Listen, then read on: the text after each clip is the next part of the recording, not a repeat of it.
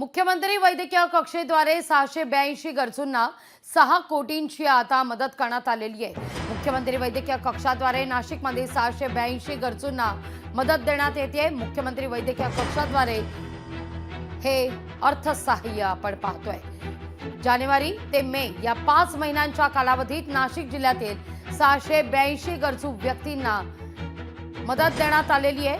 मुख्यमंत्री सहायता निधी अंतर्गत तब्बल 6,36,665,000 रुपयांचं अर्थसहाय्य हे देण्यात आलेलं आहे।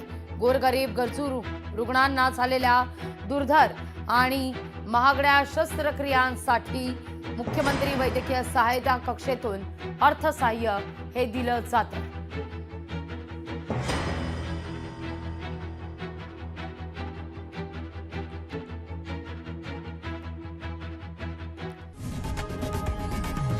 लोकशाही मराठी ऐका, पहा, जागरूक रहा।